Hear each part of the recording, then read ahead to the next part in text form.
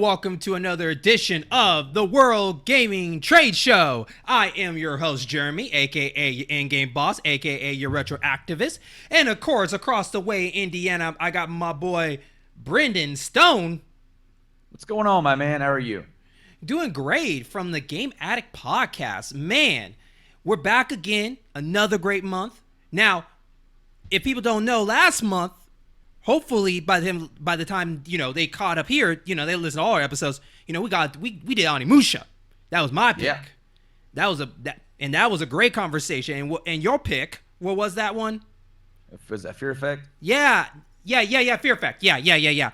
And so, yeah. But hopefully you listen to the rest of our catalog as part of the In-Game Boss program / Game Addict podcast show. But I just want people to know that if this is your first time, listening to the show, let me break it down to you here, okay? Open your ears, all right, and open your mind, because this show is about, we take games from way in the past, classic games that you probably maybe heard of, maybe some games you haven't heard of, maybe games that comes to mind, like, oh yeah, I remember playing that one time. What happened to that game? Exactly, that's what we're going with. What happened to that game? Well, here on this show, we talk about our select games, and we talk about what developers we like to have them bring it back in a new, fresh way, either a reboot or reimagine, and just see where our mind goes with it. So Brent and I, of course, we have picks that, we have on the table, but we don't know what developers that are going to make them. That's the surprise part for you, me, and Brendan. So we're very excited. And now this one's a little different. Brendan, this is your first kind of outside of your list of games that you kind of put on here. And mine is more of a kind of bringing back a classic RPG in my heart. I think a cult following. So, but, I'm very excited because Brandon is one of my favorite people to do this show with. He's hilarious. He's awesome. He has crazy ideas. And our banter is really good. So hopefully you guys will sit back and enjoy the conversation that we have. But with that, Brandon will be bringing us up with the first game on the list. So what you got, buddy? So this month, I am definitely going out of the box. This is a game. It technically has 3 games in the series. We haven't seen an entry since the PS3 360 era. Mm-hmm. Okay, the first entry was like in the PS2, Xbox, Gamecube era. So there was 3 entries, and I'm doing something a little bit different. I'm throwing out Jam Vendetta. Woo! That's an interesting pick, especially the game people forgot about that game. See, the thing is that it has been out of the limelight, but if you're into the retro collecting community, the second game in the series is kind of climbing up in price, as I was telling you right before we went on air. A little bit, it's getting a little expensive, mm-hmm. But there is a sort of a underground kind of, ground swelling for like to have maybe something new out of this, and there really hasn't been done anything that has been done, since the third entry, way back when, and almost like 12 years ago now or something. Yeah. So, I think it's a good time to do so. And the thing is that about Def Jam Vendetta, this game wouldn't exist if it wasn't for the pro wrestling company WCW going out of business. Mm-hmm. I don't know how much you follow wrestling or the wrestling video games or anything like that, but EA had the license for World Championship Wrestling, and they made I don't know if I made 3 or 4 a couple different WCW games. Well, they had one started development, and they were at EA, and they were bought and purchased in 2001 and became defunct. So as a company, they ceased to exist. Well, now you had a development team that had started working on a new wrestling game, and then you have EA, a publisher, a guy in charge of this project from EA, being like, I have a game, I don't have a company, I got nothing. So they came up with an idea, and like, what if we came up with an idea so out of the box, and they really utilized their EA Big license for that, as they did, I believe, was at NBA Street, and they did 2 of those, and I think there was like NFL Street. I think they did one of those. Yeah. And it was kind of like over the top sports, kind of like maybe like at that time is like because modern for that time is not modern now, but like a modern NBA Jam type deal. It's like a bit over the top, not as realistic, more fun, and I think NBA Street was like 3-on-3, right? Yeah. Yes, it was. Yeah, I remember playing NBA Street, and also too, I add also SSX Tricky was among that too. Yep. Absolutely. So yeah, they came up with this idea to make kind of this like rap influenced wrestling game. And the company, see, here's the thing. The company that they had brought in, see, because EA had published a couple of WCW wrestling games, and they really were not that well received. You know? Now, what they were able to do, and they were able to bring a company in to develop what was going to be like a third or whatever WCW game for them, was a company called AKI Corporation. And if you know anything about wrestling games, on the N64, AKI Corporation was the shit. They made a lot on that console. Well, I mean, yes, there were 4 games that they made. 2 with the WCW license, and then they went over to the WWF. They did what is renowned to be, from a lot of wrestling fans, the greatest wrestling game ever created was WWF No Mercy, the 4th one that they did on the N64. Well, going forward from there, they separated with THQ or whatever. I'm not sure how that relationship worked, but they were working with THQ at the time. And AKI went their way and did their thing. But they were coming back to do another one. You see, the AKI engine for pro wrestling games, what made it so great was that it really felt almost kind of like a simulation. Felt like you were in there, really throwing the moves, throwing the suplexes, doing all this stuff. And obviously with Def Jam, they were going to try and amp it up a little bit. But that is why a lot of people, you know, even though Def Jam Vendetta isn't a No Mercy 2 or whatever it was going to be, because obviously they made some creative changes going forward since they changed the overall theme. It's not going to be just a pro wrestling game with Goldberg and Sting or anybody like that. No, we're going to be having actual, like, you know, rap artists and different. It's more street. It's a little bit different, but we're still going to have like similar feel, like the ring, and actually the control scheme was a little bit similar as well. So it was a lot of people who played the other ones, were like, they felt right at home with it. And AKI made the first game and then made the second game, Fight for New York, if I could, easy for me to say. And then now AKI Corporation, they are a completely different company altogether now, called Sin Sophia. And they're kind of a small developer of like 70 people. And lately, they haven't really done a whole lot, man. Was that a merge, or were they bought? I don't know if they were bought or not. Okay.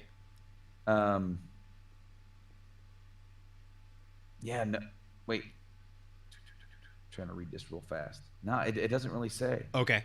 It just says they used to be known as. Maybe they just went by a rebrand. Huh? They might have just been rebrand or something. It could have been. They were formerly AKI Corporation, and before that, they were known as the Man Breeze. Yeah, I think they just went through a rebrand or something like that and went to a different direction. But after they split with, because they also did for the GameCube, Ultimate Muscle, Legends versus New Generation, like Ultimate Muscle game, like a wrestling game for there. Yeah, based on the cartoon. Yeah. Yeah, and they did another Ultimate Muscle, Galactic Wrestling on PS2, and so like there's a theme going on here. But then they also developed Sin City DS. That's a 180. And they also did Ready to Rumble Revolution on the Wii. Okay. And then once they changed to Sin Sophia in 2007 or 2000, they had so they changed it, but they were also developing games that didn't come out until after the name change. So they were still branded as AKI games, I guess. They were started probably before the change. It's interesting because it says it says like developed under AKI, was ready to rumble in 2009, right? But then it says developed under Sensofia, started in 2007, and it's like some Japanese. I'm not even going to try to pronounce game. I'm not even going to try it. It's like I don't want to make a fool of myself. But there's like cross treasures and stuff I've never even heard of. Okay. Pretty Rhythm. Yeah, they went a totally different direction. Yeah, definitely. Yes, they went more a more rhythm game and more like casual. Yeah. So what you're saying though is Fight for New York is really their last like AAA game, I guess, sort of, right? Yeah. Okay. Yeah. Okay. I guess that's a proper goodbye. Proper send off, I guess. Well, see, and then after like Fight for New York, from what I understand, it changed it. Like the gameplay changed the tech. Because I never played Fight for New York, so if anybody knows, like from what I understand, that the gameplay was mostly similar, maybe just enhanced. But with Icon, with Def Jam Icon, it was changed to a more fighting game instead of a wrestling game. Yeah. Based on what I saw, and you can continue here, was like it was being developed by the people that did Fight Night, I believe, correct? Okay. That sounds, that wouldn't surprise me at all. Yeah, because they were mentioning that even the gameplay felt like more of a boxing match than the actual like wrestling moves based on what I was looking at videos. And it was also too, the roster was like 40 characters less than Fight for New York, which Fight New York had the most biggest roster, sitting at I think like 60 or something like that. Don't quote me on that. But just the icon there was just a totally different direction. They were trying to make it too realistic for a game that's supposed to be something that really doesn't make any sense anyway. So why would you try to make it more realistic? It was a wrestling over-the-top game, just like weirdly enough, it's like like WWF, it is over-the-top fun wrestling. And why would you want to change that to a boxing game? That doesn't make sense. And so I think that that's what killed that name and future, entries as we see now, Sure. So. We'll see. And also when you, at its base, like as you said, the first two games are a wrestling game. Mm-hmm. And they were really like, IGN gave the first game like an 8 out of 10. Like it was really well received for what, for it being a wrestling game, but it's like completely different. Like you wouldn't expect that. And I kind of agree with you. They try to change it and make it more palatable because maybe they feel like wrestling isn't as palatable. But I kind of feel like the wrestling made it more fun. It made it more kind of wacky and ridiculous because just as you said, WWF is over the top. It is a lot of showmanship. It is a lot of entertainment. Mm-hmm. And when you start and at the time though, I can see why they would have went that way because what was really coming up in the entertainment and like fight media was that Ultimate Fight, was the UFC MMA type deal. So I can see them wanting to make that more serious. But when I think of Def Jam, I don't think of it as being super serious. I think of it as being absolutely ridiculous. Because the difference is UFC is more professional. These are people in the streets fighting. We're talking about Fight Club style, underground, blood, right? And fists. There's no professionalism in that. So why were you trying to do that? And boxing is not the thing to go at it where you really care about the punches. No, it's a fight. You're trying to knock them down, tab them out, do these badass super moves where, the screen gets all weird like while everybody pay attention while you do something just like wrestling. Everybody pay attention to me. I'm about to do something badass. So it's interesting where Icon went with that. I think the idea was there. It's just the execution was just terribly done. And I think they overthought it. So. Well, and what's interesting is that just recently, we were talking about the over the topness. We keep saying that. Mm-hmm. And I liken the NBA big style to being like an NBA Jam arcade version of like a sports game. And just recently there was a new WWE game that came out. I don't remember what it's called now. My brain's a little fried. Is it Battlegrounds? Not Battlegrounds. Battlegrounds. Is that what it is? Okay. Yep, Battleground. Okay. It's kind of like an NBA Jam type game. Yeah. I watched a little bit of gameplay from it, and it's ridiculous. Mm-hmm. The ring fell apart. It broke, and they were picking up the turnbuckle post and swinging it at each other. And somebody threw somebody. There was a car jacked. For some reason, they were fighting in like a parking lot. And they had a ring set up, and people were cheering. And the dude threw the dude into the car that was jacked up, and it fell on everybody. Right. And nobody died. It's ridiculous. Yeah. And I'm like, that's almost too over the top. That's because it was very cartoony. And it's almost like Roadrunner. Like, and Yeah. It's like there's you'll in professional wrestling over in Japan, they have some really crazy crap that they have done. They have like slam dude on a plywood covered with barbed wire, and when you slam it on him, it explodes. And and they get hit. They land on it, and then they roll around in agony. And the ropes are replaced with barbed wire. And it's like, well, yeah, the dude over there knows he's winning, but they know they ain't getting out there with cuts. And it's some weird so there's that level of violence, and then there's like cartoon violence. Yeah. And I feel like both can have a place, and you can almost merge them both into a new Def Jam game. Yeah, and sadly enough, if this game came back, one of the biggest issues, especially the big thing for Battlegrounds has issue with, is the microtransactions. Even they're saying that in the Battlegrounds, you don't even have the big hitters as your roster.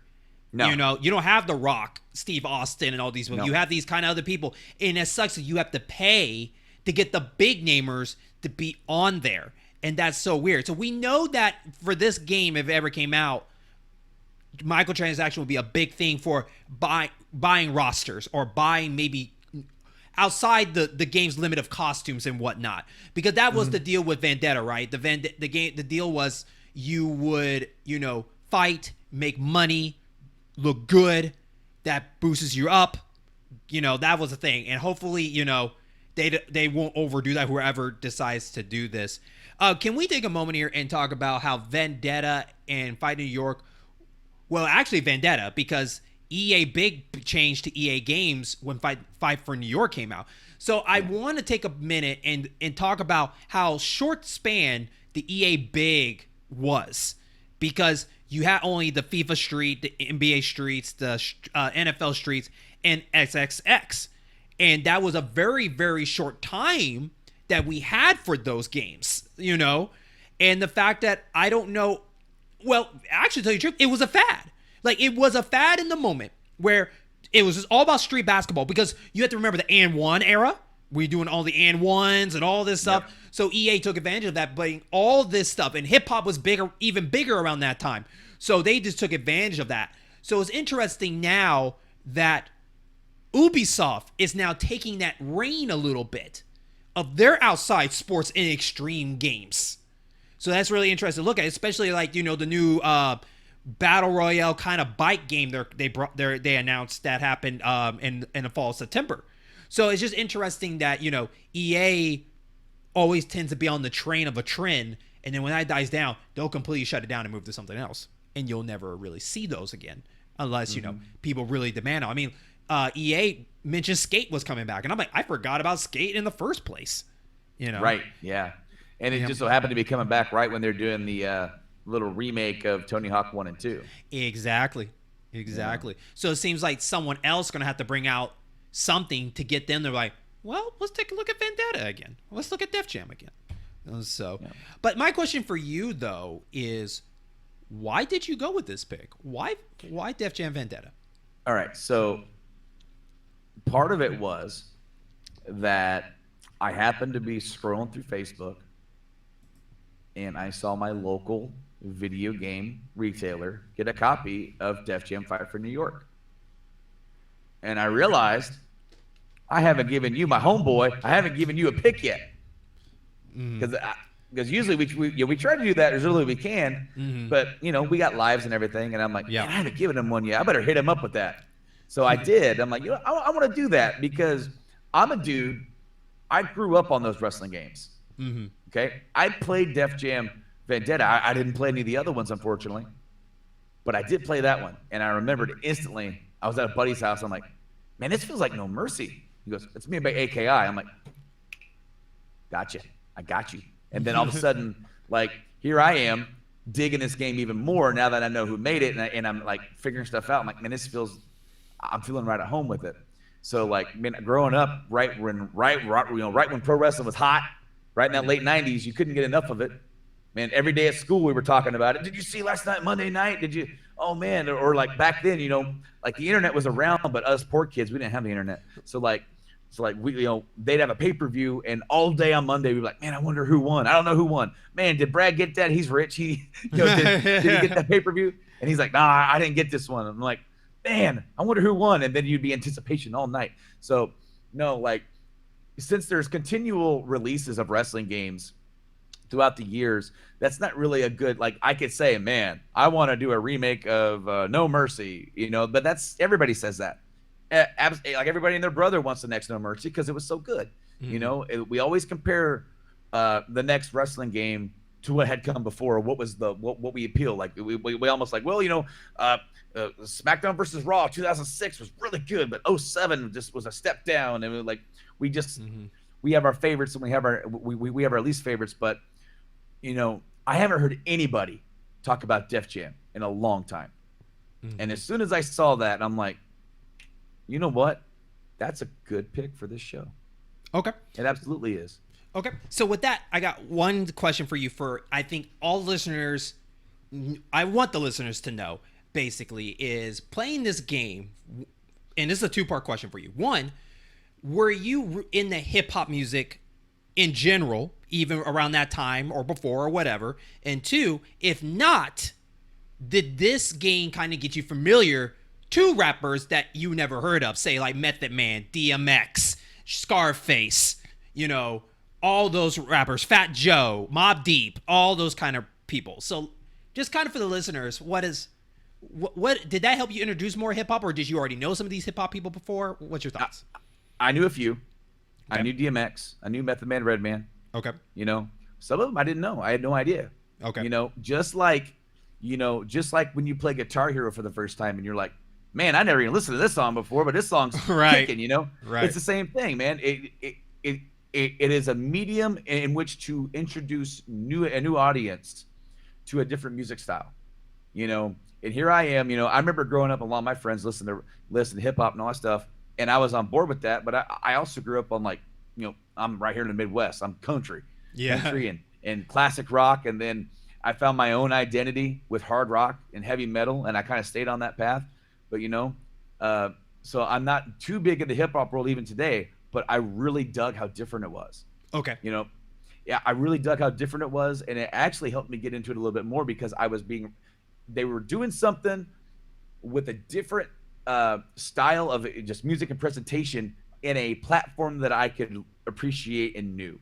Mm-hmm. And that's a really good way, a really good marketing tool as well to jump on, and why I would hope that if we do another one of these, we could get in an even bigger roster of hip hop artists on board with this, because and I understand music and rights and likenesses and all this stuff. That's a lot of stuff to negotiate. Not everybody's going to be on board, but there's so much to gain from it, where you have somebody who just sees it or sees a trailer of it, is like, man, I'm not even into hip hop, but this game looks badass. Mm-hmm. They might go on and now it's all Spotify. I almost said go buy the CD, but who does that anymore? Showing my age there, aren't I? Hey, look, I'm the dude over here. I think when it's I funny. Buy music now, I'm buying the vinyl. Right. I like the vinyls are more popular than CDs. That's interesting. Yeah. Well, and that's cool though, because at home, when I'm at home and I could kick it back here and chill, like usually when I'm setting up like for the podcast, I'll throw on a vinyl and I'll crank it a little bit and get back here and just kind of it's almost like I'm kind of amping myself up a little bit. And it's like, I don't buy a lot of music, but if it's a band or artist that I really like and really appreciate, I'm going to support them and I'm going to buy that because, because of my wife, not just because of her, but me too, but she's primarily why we got Spotify. That's very easy for her to access everything. So since we have that account, that's all I use, and they pay pennies on the pennies, to the artists, and it's not necessarily fair. That whole music discussion is like an entirely different podcast. Mm-hmm. But if it's somebody who I really appreciate, I can go buy those records. And to palette this in a medium like a video game, just like I said with like Guitar Hero. You know, the first Guitar Hero had no real licensed music. It was all, I mean, it was licensed, sure, but it was all covers. Yes. They were all re-records. And then Guitar Hero 2 comes in, and they were successful. They got some money. They could go license some actual recordings of songs. Mm-hmm. They still had a few covers. I remember when Rock Band came out, all the Rush songs were cover recordings. And I'm like, man, that sucks. Eventually, they got a DLC pack with actual Rush versions. Yeah. What's interesting is, one, I'm not a big wrestling person. I suck at wrestling games. I think actually the one I was actually good at was like Super Nintendo, like WWF Royal Rumble, I think it was. Yeah. Yeah. So like that was my best at a wrestling game. But just hip hop in general, because I'm a big hip hop person. I enjoy hip hop music, and a lot of these artists I already knew ahead of time going into this game. But it is cool because EA played it smart when hip hop was at the top, and we're talking about like around that time. Like hip hop is getting big still, but at that time it was really getting big, and a lot of these artists from Def Jam were really popping up. We're talking about like with Jay-Z, you know, Kanye West was coming in, all this stuff, and to see all these artists come into this game really brought people that were in the hip hop to even give this game a try, even if they're not a wrestling person. So it's interesting that you got the people that love wrestling games to give this game a try and learn a little bit about these hip hop artists. And then you got people that were not wrestling people give it a try because some of their favorite rappers invested putting in there and putting their own voice in there. So it was almost sounds like something that we should have never seen put together, to be honest with you. This is something that should never been together. And that's why it worked, you know, because it does bring two curious worlds together that shouldn't be, but somehow it does. Yeah. You know, and that's so cool. And if we were to move into the next part of this, who would I want to see this and why and how and when and where? Like, obviously, as I said, a lot of the roster would have to be right stuff. And in my mind, you want to get as many hip hop legends and current that you could get on there to get everybody mixing together. And when I thought of a developer, I'm almost cheating. This is an easy way out, and I'm going to admit that. I wouldn't let the former AKI do it because obviously they're not doing these games anymore. They're doing pretty quick and easy game. But there's a developer out there who just recently got out of the wrestling world when they departed from 2K or from the partnership with 2K. You know who I'm going with? Yup. Going with Ukes. Yep. Thing is, Ukes made wrestling games from the late 90s until like 2 years ago. And what happened when they said, all right, guys, 2K19, man, WWE, that's our last one. We're bowing out. We're giving it to you guys. We're going to go make some other stuff. And we don't know what they're working on. They could be working on a new wrestling game. They could be doing something else. We don't know. But the thing is, when 2K took that game over and made 2K20, yup. you don't even have to be following wrestling games to see the headlines. It is one of the worst reviewed wrestling games in modern history. 2K blew it. So much that even without a pandemic, they would not be releasing one this year. Yeah, that's why we got Battlegrounds. Yep. Yeah. Yes. Exactly. You know, that's almost it is almost kind of a cop out, but it's like a holdover thing. Put something out there with the license on it, so that way we can keep the company happy, WWE happy that they have a game out there. But like, we are going to go back to the drawing board, and we're going to try and Ukes was doing all that work too. I mean, they've been working. I mean, I want to say 2K got the licensing in 2013, 14, something like that. So 7 years they've been working with Ukes. Ukes have been doing most of the work. 2K haven't been doing their homework, man. No. And I'm not saying that Ukes has made the perfect wrestling game for the last 20 years. No, they haven't. But you know what? That's kind of a guilty pleasure of mine. To buy the new wrestling game. Not all the time, no. I've actually gone back to where maybe I'll buy it when it's 50% off in July from the previous year. I'll dive in. If you dare. Then I'll dive in. But I bought 19. I really like it. It's cool. They do. It's really cinematic and in spots. It really emulates what they're trying to do on wrestling television. And I feel like if you give them kind of like that same presentation with this hip hop street style, but you kind of theatricalize it a little bit more. Just kind of like put a little bit of the theatrics on it. I think you'd have a really cool game. Because also the Ukes games are a little bit more like arcadey to begin with anyway. They're a little bit over the top and kind of goofy with some of the stuff that they can do. And I feel like if you let them have creative freedom with that, and they can come up with some really cool stuff. Okay. Okay. Is there anything you want to do extra on the gameplay mechanics? Like, is there anything? So I've been kind of going back and forth with this because I don't know if I want to keep it with a more like a true to what it was, or if I want to kind of like throw a little bit of shine on it a little bit. Mm-hmm. And I'm undecided on that. Gameplay, it would definitely, coming from where they were, I could definitely see them not like directly emulating what was with Vendetta or Fight for New York.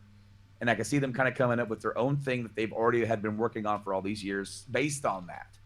And the thing is, one of the reasons why I went with them is that they did make these games for so many years that if they did release a new one, a lot of people, when they picked it up, would feel right at home, just like I did when I picked up the first one made by AKI. Mm-hmm. When I picked that up, I felt right at home.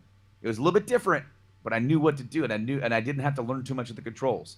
That's a really big criticism when it comes to pro wrestling games as they've evolved over the years, is that picking these up, man, they're hard to learn. There's a learning curve in learning what to do and what buttons to press and how to even do stuff. Almost to the point that in 2K20, when 2K took it over, they changed the controls completely around. Now, me personally, I boycotted that when I saw how bad it was, so I can't say, but I've heard plenty of other people say, when you pick this up, you're going to have to relearn the controls because they try to make it simpler when you just spent all this time learning how to do it before. Mm-hmm. So from a gameplay perspective, I would say you're probably going to have a little bit more over-the-top version of what they had been making for the last about 5 years or so. Okay. But another thing that I would try to do is that, like the first two games had a big narrative and storyline. Like where you created the character and you went through and you played this whole thing and you had other characters weave in and out.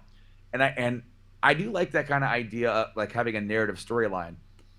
And I do like the idea of creating your own character and going up against boss characters or whatever, like the big name artists.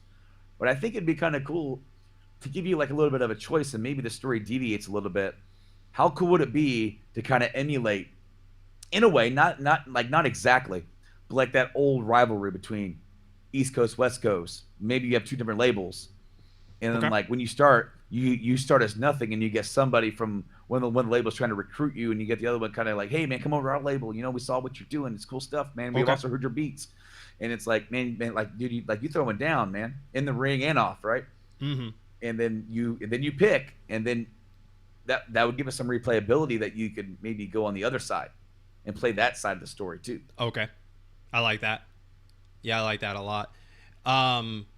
Especially, this is a good way to be introduced to new rappers for different labels that you can kind of just see what work and doesn't work for that.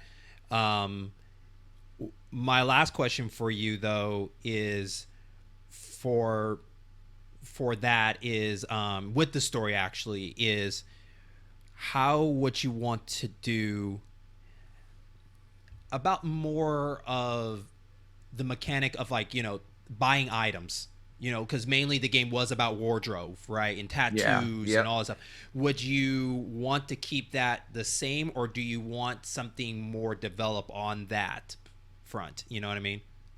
We'll see, and that's where the gaming industry's really changed from the original game a lot, because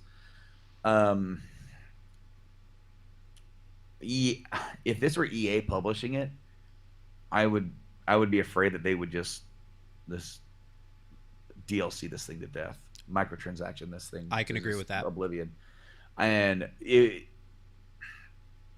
they've been pulling back on that a little bit with some of their titles due to too much criticism for that. Mm-hmm. But I can also see them seeing nothing but dollar signs when it comes to just capitalizing on this idea and bringing this culture, if you will, into the game, and as far as style and wardrobe and everything, and taking advantage, because it's like, if you get someone who's got the game, who's also really deep into it, and then they're like, oh dude, I really want this thing, but so I need to buy that, and then they gotta spend real money on it. I'm against a lot of microtransactions in games, so I would definitely want to try to keep some actual progression. uh, I'm okay with microtransactions if you can easily attain them in the game through just playing the game. If you want to go out and spend $20 to get a bunch of stuff out of your own money, that's your own business, I guess, and that's right where their business model leads that, and it does encourage it. But you should not be able to be hindered by never being able to have that. Right. The microtransaction, I understand if you want to just, like, if a person doesn't want to wait too long, you want to take a shortcut, fine, that's you. Yeah. But don't punish the people that really wants to play that game and get that stuff on their own. You know what I mean? Don't hide that behind another wall because of that. That's not fair. Well, people, because that's like an accomplishment for just playing the game. Yeah. It's like, oh, dude, I really dig that necklace. I want that necklace. It's really going to help, because maybe part of the game that would help boost your rep would be, style points or whatever. It would, like, whatever you wear, with like necklace, tops, or shoes or whatever. So some of the more extravagant, things you can buy, and maybe combinations you can do. It's almost like in an RPG when you're putting together like armor of different styles. It gives you different boosts and whatnot. Yeah. And maybe you could do something kind of like that with it. But no, like, that just there's such a satisfaction in getting that yourself, than rather than just pulling out your wallet. It's there's that saying now that's like, the old school cheat codes were a piece of paper that you wrote down, and then the new school cheat codes are the dude pulling the card out of the wallet. Right. Okay. Really good ideas. I really like the split between two rivalries. I think that's something that makes sense, even in the hip hop world. That's why, because like back in the day for hip hop, people have their representation. Like, hey, I'm a Rockefeller. Hey, I'm a Rough Rider. Hey, I am Def Jam. So I like that idea of, we're kind of getting back to that. That basis of like, who do you want to represent? So go who you want, go with side that represents you, and see where that story goes, or go this way and see where that story goes. Now I'm going to go ahead and say this. I agree with your developer. I actually have him on my choice, but on the fly, I'm changing something real quick, just so I can have a fun conversation. Because also too, I forgot that your developer that you picked also did Rumble Rose. It was a Japanese wrestling game. And I totally thought that was somebody else. So my pick, and I'll go into my next detail, I'm going to pick Tecmo. The people that brought you, Dead or Alive, Ninja Gaiden, all that stuff. And funny story, they did do a wrestling game like on the NES. I think it was called like Tecmo World Wrestling. And then people know them for also Tecmo Bowl, all that kind of stuff, right? So I picked Tecmo because of the Dead or Alive series. And one of the things I think that Def Jam should be doing is be more with the environment. Now, we know in the fight in New York, the only big difference was in the Vendetta, it was all cages, all behind a ring. No matter where you're at, they set some kind of thing. Then they try to make it more, I don't know, more realistic, or more in the environment of having crowds surround you. So when you're being thrown, the people can push you back out into the group. Kind of more in the lore of that world when they did Underground, which, when I was watching the videos, it looks 10 times better than Vendetta of the direction they wanted to go. This feels like this would be underground fighting for blood and all this stuff. I wouldn't be really taking it seriously if this was a ring kind of thing, Sure. But I actually would reboot the whole series, like start from scratch. Like Vendetta, Fight New York, they're fine. Let them be. I would actually call this Def Jam Street Kings, because I think it should be like in the streets. And I do have the same idea of the rivalry companies, but my rivalry is more of old versus new. So you would either want to represent the new rappers per se, and then you have the old rappers So you kind of get a little bit of history of like, hey, here's the old people that were from kind of the old games, but in their own way. So, you be rocking with like Ludacris, Method Man, Pusha T, DMX, all that. But then you get or you can rock with the new people. Like, you got Big Sean, you got 2 Chainz, you got Hit Boy, YG, all those people. So you get a kind of a rivalry of that. And you can see how the new people are trying to knock out the old people or the other way around. And also I was thinking of, you would have a little bit of a hub for yourself. So like the money that you make being with this group, whatever site you want, you can decorate your apartment or your place that you want, or your place for your homeboys to go in there. And the more money you make, you can advance your place more. So maybe you can even do training there if you want to, or just have a fun street fight in there. Because the money thing is really the point of this game per se. You fight, you make money, you look good. That's basically what we talked about earlier. I think there should be a way for that replay for each match by having different levels of your ranking of the match. So for instance, like if you beat your opponent at a certain time, you get this much money. If you beat it at this time, you get this much money. But once you gain that money, you can't replay it again and keep getting money of the same amount. It's a one-time deal. So if you manage not to get it done in 2 minutes, you got the normal amount. You get like we'll say $200. And if you do it again, and you got the normal again, you don't get any money, or you get a very small amount of money. So that pushes you to try to beat that down quicker so you can get the bigger money that you can get that. So in one of the more recent wrestling games, they have something called Showcase. Okay. Where they look at a wrestler's, like you get to replay some of the wrestler's biggest moments in his career. Mm-hmm. And what you actually do is that they have little objectives to do throughout, kind of like very similar to what you're kind of saying, maybe not time oriented, but you have to be in a certain situation to do something, and the game will take over when you get into that situation, and it'll kind of replay something that happened in real life, like in the real life version of that. And so if you're able to beat these matches and do every single objective, there are unlocks for that. Then that actually probably be better. That would actually be better, because then people wouldn't be upset about like, man, I can never get that timing down. So it'd be better if they were able to do extra stuff in the match, like you were mentioning. Yeah.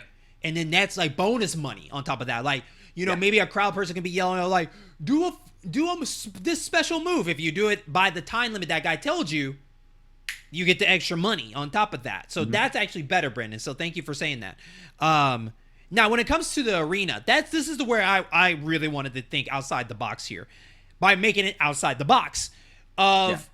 When we do these fights, I want these fights to feel like it has a story progressive to it. So, for instance, like how you got discovered, I think should be the most important thing. So I'm saying like, man, let's do a house party. You're at a house party, you get in a fight, and use that area. Like you're smashing people through the walls, windows. It can be taken outside. I don't care.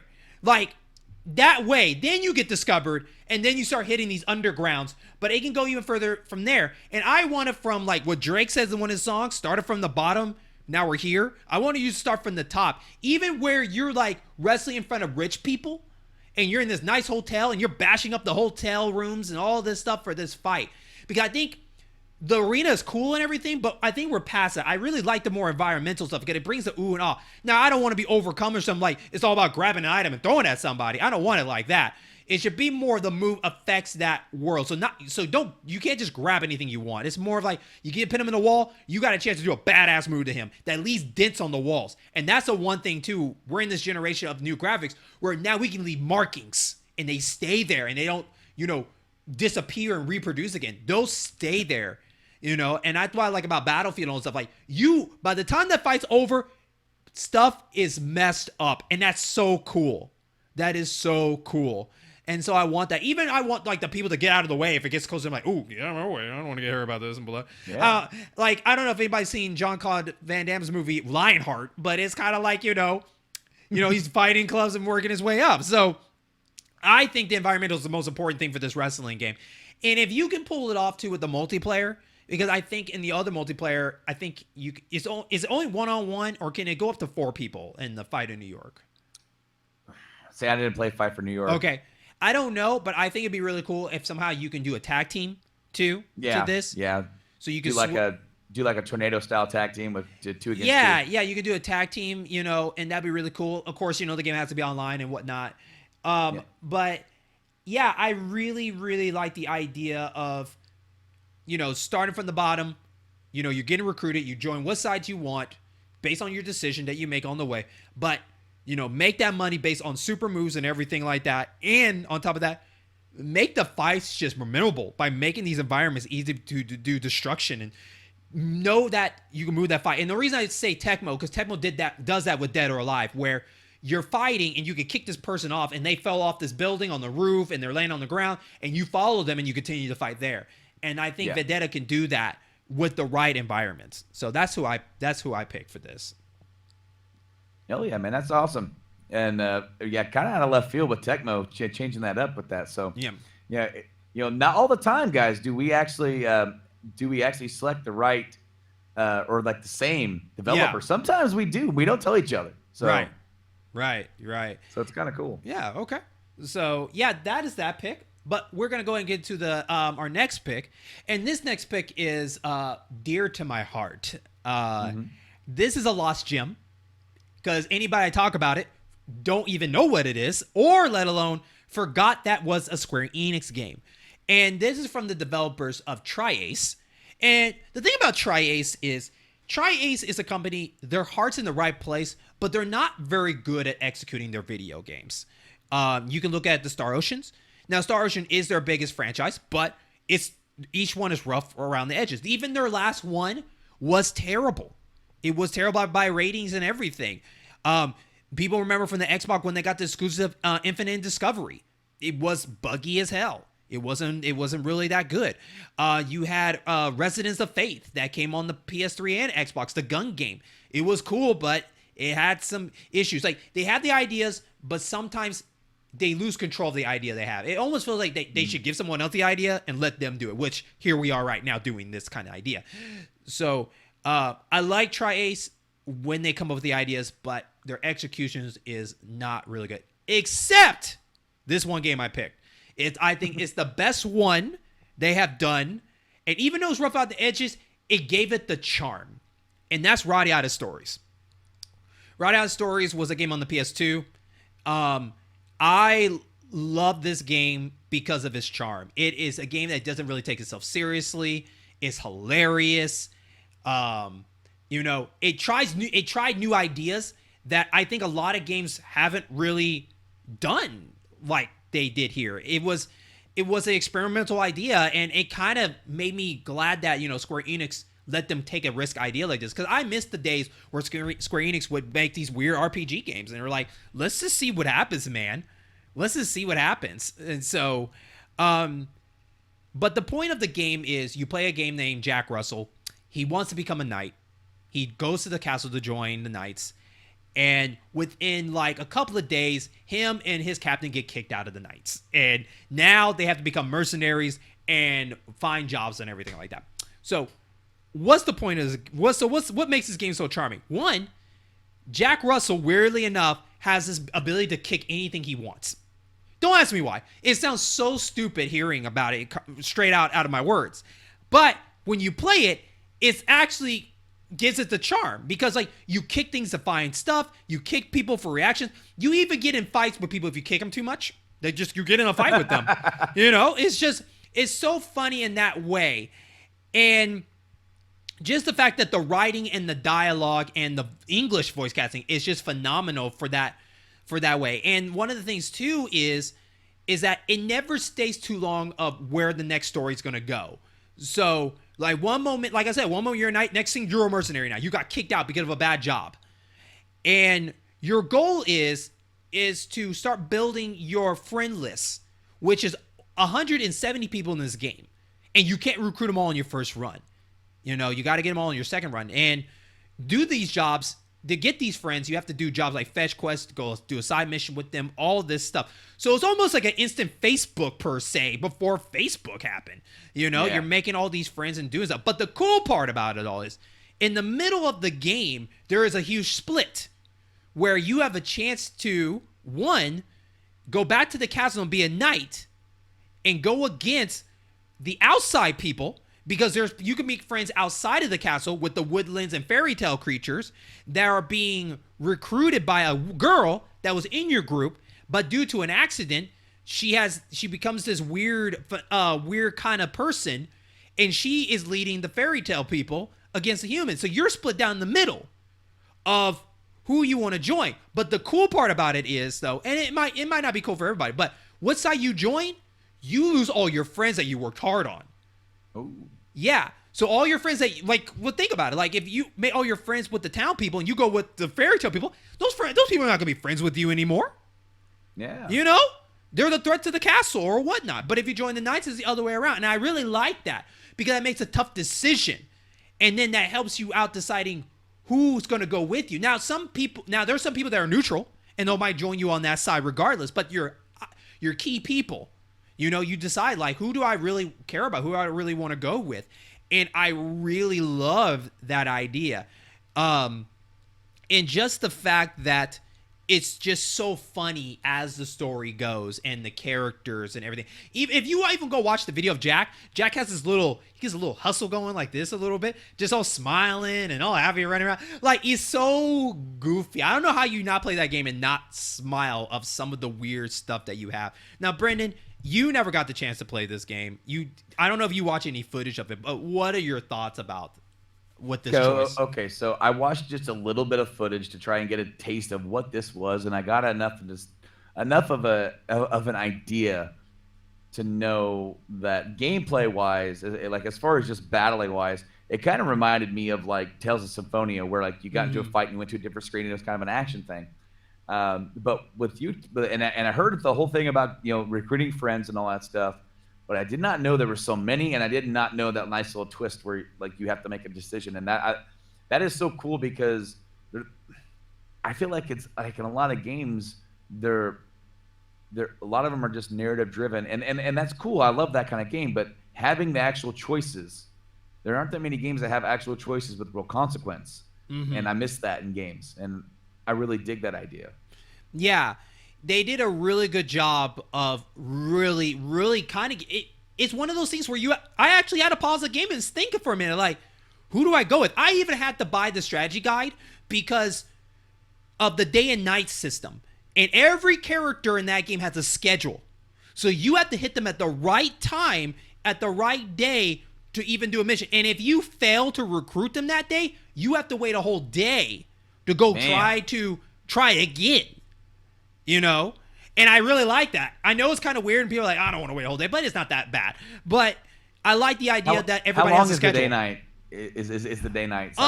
Oh gosh, it's not like realistic time. I mean, you're looking at about in game time, maybe about like 20 minutes, and it becomes night. 20 minutes, and kind of like a Grand Theft Auto style. Yeah, and you can go to sleep, and it turns day real quick, so it's not that bad. But it's cool. It's funny how some games keep track of real time, like Snake Eater. Yeah. Metal Gear Solid Snake Eater. Like there's that whole boss fight with the end where you could save the game, back out of the game, turn your PlayStation clock up forward by 2 weeks, and then the game will load, and it will load like you've saved during that boss fight. If you load the game save up, it'll actually be the end of the boss fight, and you beat the end by just outlasting him for 2 weeks, and he dies of old age. Yeah. Yeah, I remember that. And then, like, of course, if you don't do that, if you just save and quit for, like, I don't know, a couple hours, you go do something, come back to it later on, and you load the save up, he'll actually get you because when you save and quit, Snake falls asleep. That's right. And then he finds you, and then he kills you. And, like, so I wasn't sure how, if it was that way or more GTA. No, because, I mean, I can imagine. Can you imagine if it was real time? Right. Like, man, I gotta wait. Right. I guess I'm not doing that tonight. I guess I'll save and get it tomorrow. Yeah, but thank God there's a sleeping system that you can do that, right? But like, I like the fact that like you can only recruit these people at night because that's the only time they go out do something, or recruit them in the day when they're doing something.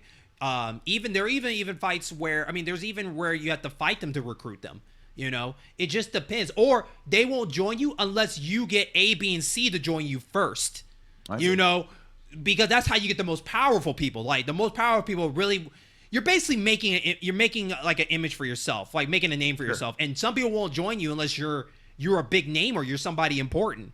And I like that, and just the different weapons you have. But one of the cool things too is the customization of your weapons, and you can change the way you want to strike your enemies. You know, like you might get a choice like, hey, up, down, slash, slash. So you can change that. Maybe you want to go slash up and down. Maybe you want to go slash up, slash down. So you can go in there and change the order how you want Jack to use that weapon based on how many times you use a weapon, because then you'll unlock more moves and you can change some stuff on that.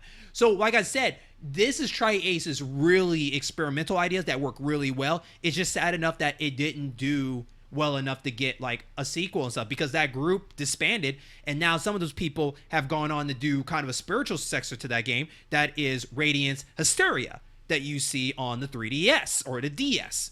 Okay. Some of the people do that, hence the Radiant. So maybe one day, maybe Radiata Story might come back on the table as a remastered or something in the future. But I do think that is a game that got lost in the many of Square Enix games, and it deserves to come back some way or shape or form. And maybe not by Tri-Ace. So, who is my pick? So, before I pick my group, my developer, which I honestly, Brandon, I'm not gonna lie, I think they're the perfect people for this. No, I don't think anybody else can touch this other than them. That's just my opinion. But one thing that I want is basically Radiata Stories. It can either be a reboot or just a sequel, but a retelling of a new story, kind of like a Dragon Quest or a Final Fantasy. Like, just do a new Radiata Stories. Don't do let Jack Russell, all of them be back there. Let's just do a brand new story, new characters, new place.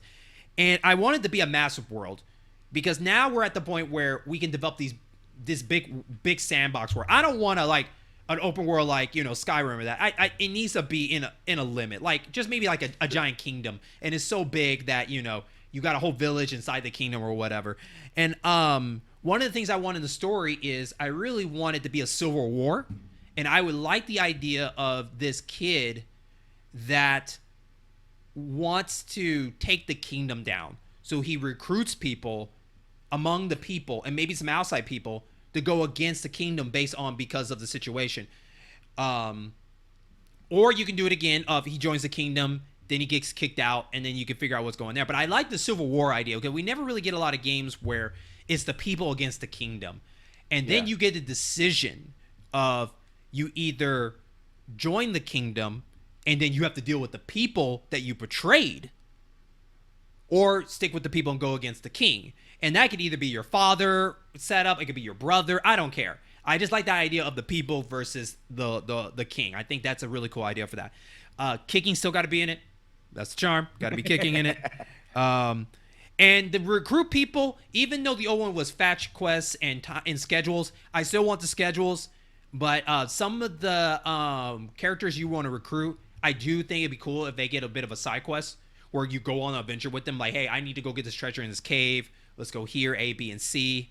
A little bit more to flesh out the story and learn more about these characters and whatnot. And then I have where the variety of weapons, I want to add really just like what they have in the original one is like blades, spears, lances, axe. I would just like to add a little bit more stuff to it, like maybe a hammer or something like that. But when you level up that weapon, you learn new moves, but the weapon gets more powerful as it goes. I like that idea, especially when you get in the battle, because maybe you have a favorite weapon, and maybe if you play with it long enough, it can level on its own. It might not, the max at the end might not be as powerful as another weapon, but at least you can still have fun with it the way you want it.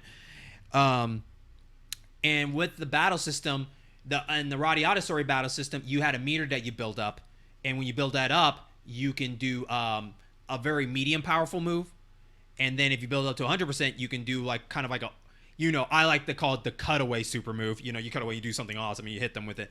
I would like that to still be the same. And then if you want to, I think there should be another gauge or somewhere if your other members also, because it is up to, I think 4 people can fight in the same arena with you against the other group. So if they manage to build their bar up all the way up, then you guys can do a giant group move or something like that to that enemy. It'd be really cool for a boss. Kind of like a group move, like a Chrono Trigger Tex or something like that. Yeah, because if you didn't see in the video, Brendan, they have this thing called the Link move. Yeah. And it's okay, but the thing about the Link move is like everybody just follows wherever you go, and it can kind of get cumbersome. So I'd rather just everybody's build their own gauge, and if it's right, everybody can do a super move together, and that can be really cool to do. And whatnot. And then the friends list, like I said, I I think it should be bumped up to like 200, maybe 300 people, and you can't get them all in your first run. You got to do it. You got to do it a multiple time. And when the new game plus, you get to keep everything you have, and then you can try the other way and see where it takes you. So that's all I have for Radiata Stories. So that's cool. Unfortunately for gameplay stuff, I had a very difficult time, like not having spent any time with the game at all previously. Yeah. And I've only seen just a little bit. I really like the game that you laid out. But who did you pick to develop it? Oh, I'm glad you asked. The developers I picked, they are the perfect pick for me because the fact that, one, they have touched a Square Enix game back on the PS2. They recently came out with a sequel to a game. And gosh, let me go and just knock the list for you. Rogue Galaxy, Dragon Quest 8, Ni no Kuni 1 and 2. I'm picking level 5. Level 5 has a lot of charm, and their animation is awesome. And if you've seen Rogue Galaxy, and Dragon Quest 8 is awesome. Because honestly, to tell you the truth, I was going to keep it in-house because I like how Dragon Quest 11 looks. And I would love that to be Radiata Stories look too. Like similar to that. And it kind of has this kind of like what you were describing as the kind of the open world. Yeah. Aspect of that. Yeah, that's because awesome. Yeah, because the thing about Radiata Stories and old RPG games was you always had to go into another screen to a battle system. And I like how Dragon Quest is, if you see the battle, you go right into that fight immediately. And that's what I want for Radiata, where you go up to the enemy and then you guys surround that enemy, or you set up your fight and then you just go at it. So I like that. Level 5 doing Dragon Quest 8 shows that they have touched a Square Enix game, so they can do something similar to that. Ni no Kuni 1 and 2, even though they're different, you can tell that they can bring the artwork in there. Even though the first one was by, Miyazaki from Your Spirit Away, Princess Mononoke and whatnot. But what they did with 2 was still pretty good. And then, of course, Rogue Galaxy, the game that people want a sequel for, but will never get one. It didn't sell very well, just like Radiata Stories. They still have that charm. Hell, I mean, they had a canceled game for the Xbox called True Lies Online that got canceled. And that was an MMORPG with with anime and stuff. Check that out. That was crazy. It was coming for the Xbox original. So I think Level 5 is perfect for this role to bring Radiata Stories back. So that's awesome. No, they are a fantastic pick.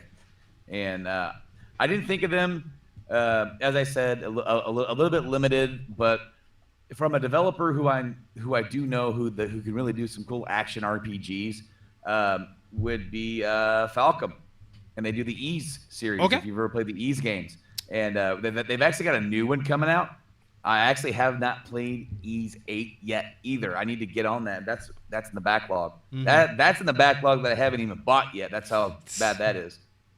Mm-hmm. But dude, they're fun. They're absolutely fun. I got introduced to this series after watching stuff on YouTube, and then I started collecting, and I got on the PSP. The original game is charming is the best way to put it. Yeah, it's pretty rough. Because you don't have an attack button, you just bump into everything. Yep, because like here, There you go. Yeah, so, I'm glad, since the PS2 game, the PS2 ones that came, I think it was it was like 4, 5, and 6. That's where they kind of... Both the Felghana and Ark of Napishtim were on the PS2. And then we ended up getting E7 on the PSP. And then we got 8 for PS4, and we're getting 9 for the PS4 as well. Yep. And of course, when they started kind of going further along and like into the E7 and all those, and then also Memories of Salsetta, that was 4.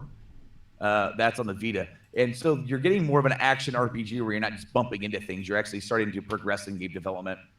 And that has a whole story where it follows the main character and everything through all these adventures. But when I was watching the gameplay, it reminded me a little bit of Ys. Not too great because obviously everything that you detailed was a little bit more detailed into where they go into. But I felt like the first thing I thought of with action RPGs, I'm like, you know what? They're really on a roll lately with these Ys games, and they're actually starting to produce them and put them out on the main consoles, and more people are starting to get into them. And this would be a cool property for them to kind of pick up that Square doesn't really seem to care about, and give them a break. Give them a break from doing E's to where they can kind of like cleanse their palate a little bit. I think it's always good for developers to do. I mean, there was a couple of episodes ago where I suggested the San Diego studios from Sony. Yep. They make MLB the Show. They've been, and I've been playing a little bit of the show. What do you know?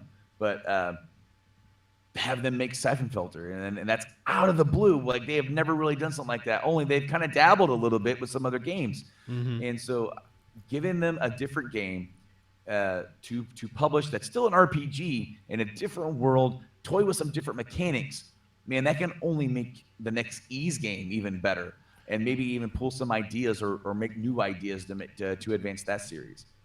Okay. Especially those games are very colorful. Very colorful. Yes. And that's what one thing flawed about Radiata. Like, it had a little bit colorful, but you could tell there was like a little filter on there that kind of make it more kind of like an age looking style kind of game.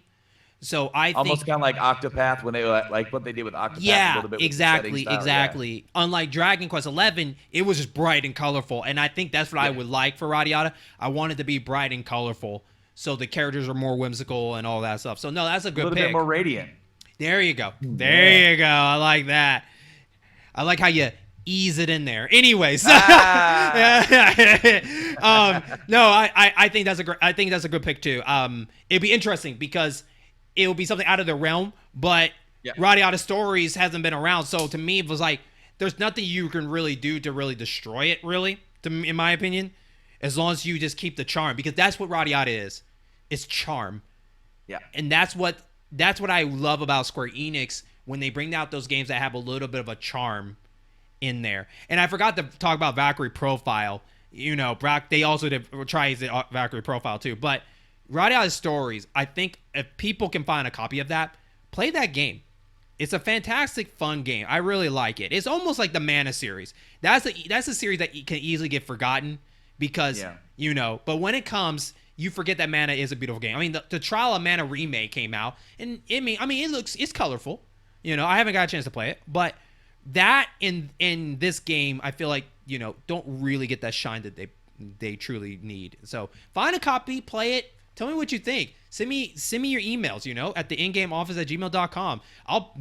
This episode will be out. I'll be posting this game. Let people know, like, remember this game? It was something. Hell, I might even do like a let's play, man. I miss that game, man. I need to get a video card or whatever the heck, something so the internet can see my PS2. All right. Yeah. So I'm gonna tell you this right now. Get your hands on one of these bad boys. This is called the Retro Tink. Okay. And what it does, it plugs in your regular composite cables and S-video. It even does component videos, and it outputs in wonderful HDMI for your Elgato. Ooh, that's what I was talking about. Elgato, yeah. And these are like $100, and they're not too bad as far as price. Are they as good as a FrameMeister? No, but FrameMeisters are like $500 imported from Japan. Yep. To get the best out of your old systems, but for $100, you cannot beat that. I've hooked up some old systems and they work phenomenally. Awesome. I'll definitely check that out. Is that something you can get on Amazon? I think Amazon, or you can look at like a few other websites, like Stone Age Gamer might have it, or I'm trying to think of the actual other site that has it, Dracula something. Okay. Okay. If I can find out where we ordered it from, I'll definitely send you a link. Okay, awesome. But that's the end of our display for the World Gaming Trade Show. I want to thank everybody for listening to this.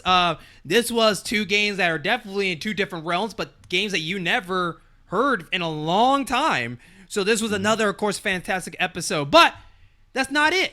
We still got the rest of 2020 to keep going, so we got a lot more games to display for you for the show, but doesn't mean you can check out all the other games that we displayed before. So remember that our show, the Game Addicts podcast and the In-Game Boss podcast and the program is also on your Apple Podcasts, your Castbox, your Spotify, your YouTube, all the listening spots. If we're not there, let us know.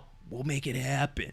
And so, but I would also want to hear from our listeners what games that you would like for us to talk about, maybe display. I would love to do, a crowd favorite of games that the people never heard of yet. I mean, people haven't heard from anything.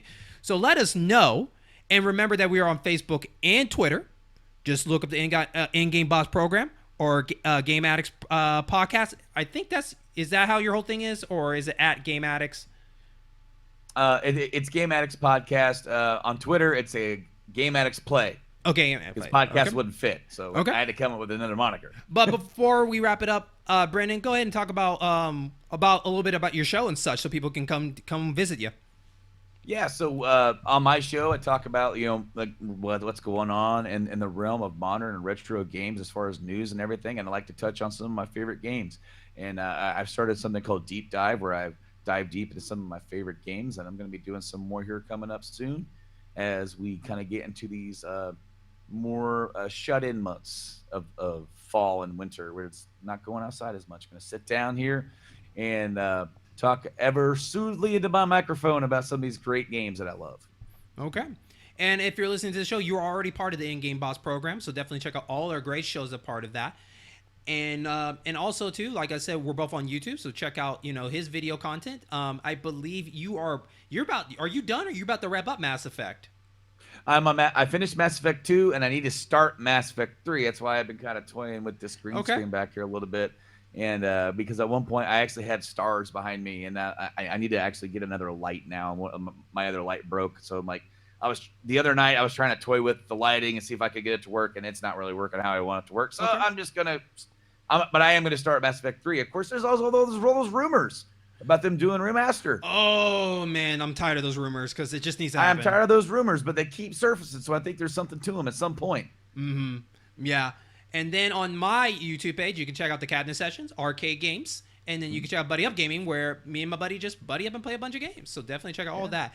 But with that, thank you so much for listening to the World Gaming Trade Show, and we will catch you on our next show. Awesome.